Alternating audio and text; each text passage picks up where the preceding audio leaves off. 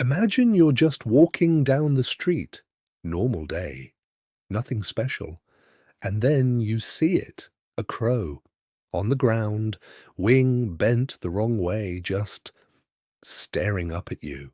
And something happens in that tiny bird brain, something we've been trying to explain, for decades. Does it understand what you're about to do? Does it feel anything, or is it just noise in the void? That question, whether wild animals actually know when a human is helping them, sounds like a simple yes or no.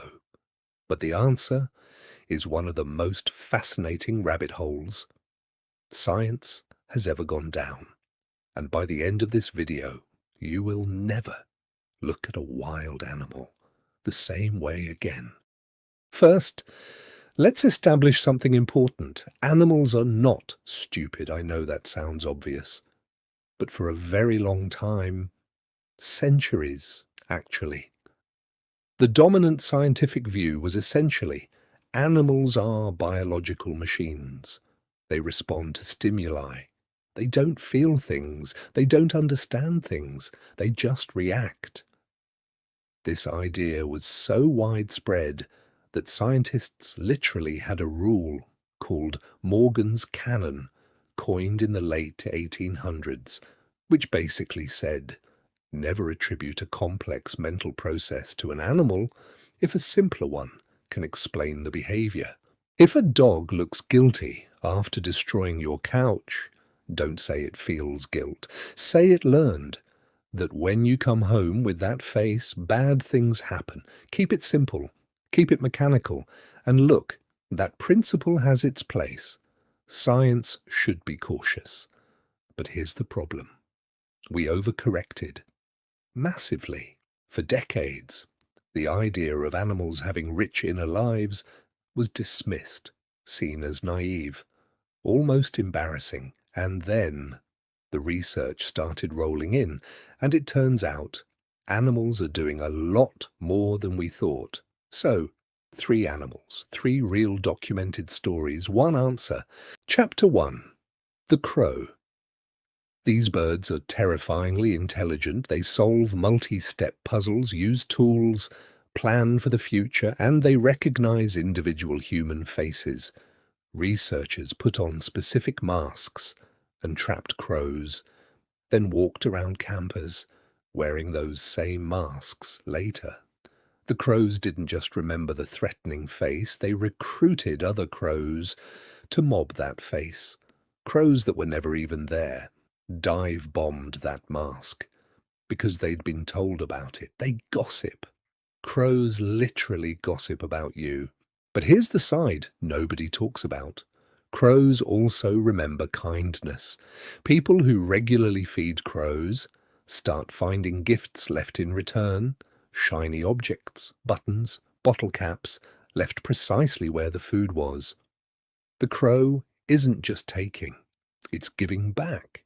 It has a social model of the world, and in that model, you have a relationship with it. So when a crow is trapped, and a human slowly reaches in to free it, something fires in that walnut-sized brain. Threat level, low. Movement, slow. Hands, open. Decision, wait.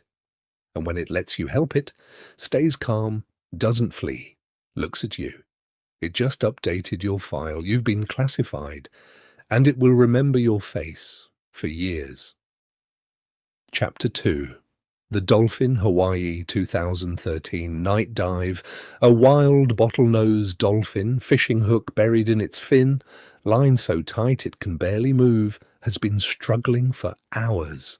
And when the divers go in, it doesn't panic, it doesn't flee.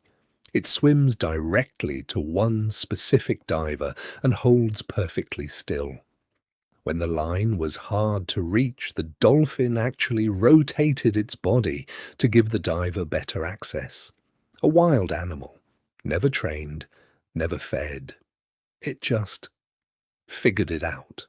The hook came out, the line fell away, and the dolphin didn't just swim off, it circled back, approached each diver one by one, individually, deliberately. Not the water around them, specifically.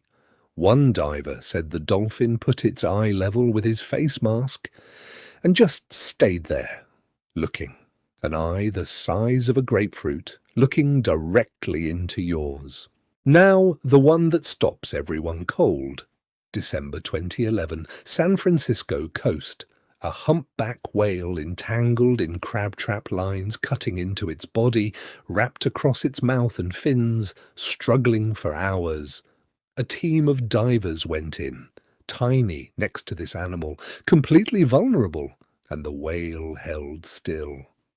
A 50-foot, 50-ton animal held still for over an hour, while complete strangers worked all over its body.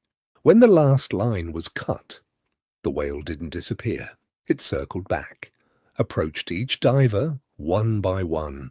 One diver said the whale positioned its eye directly level with his face and just stayed there. Marine biologists were clear. The whale distinguished between individual divers. It did not behave uniformly. That is not random post-stress behavior. That is recognition. Here's what stops scientists cold. Why? For hundreds of thousands of years, a human approaching a wild animal meant one thing: danger. The instinct to flee from us is ancient and deeply wired. So where does this openness come from? The answer is social intelligence. Animals in complex groups read intentions constantly, and that cognitive machinery is flexible. It doesn't care what species it's reading. Slow movement, open posture, calm sounds. Those signals mean the same thing. In any body, wild animals might understand human kindness, not because they know what a human is, but because they know what kindness looks like. Period. In anyone, in anything. The signal is the signal. Scientists in Japan proved this directly. A human helped a monkey reach food, while another monkey watched. Then a human blocked a monkey, while the same monkey watched. When offered food from both humans, the watching monkey refused the unkind one every single time. Even though it was never personally harmed, it watched how you treated a stranger and judged you based on that. Here's what this means for you today. Every single interaction that you have with a wild animal is data. It goes into a database you cannot see.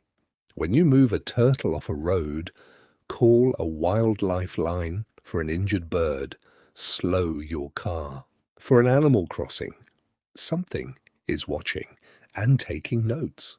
The crow on your fence has already decided what kind of person you are based on things you probably forgot you ever did. You're in files you don't know exist, in minds you've never considered, in social networks that stretch across every species line. Kindness has a currency that crosses every barrier we assume is absolute. So the next time you see a wild animal, remember, it is not just looking at you. It is reading you, filing you, deciding. Somewhere out there, right now, a crow is running a facial recognition system. It built entirely by itself from experience for free. And it is filing you in a mental folder. What folder are you in? Subscribe so you don't miss what comes next.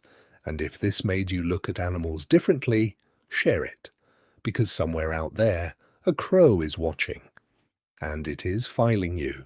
See you next time.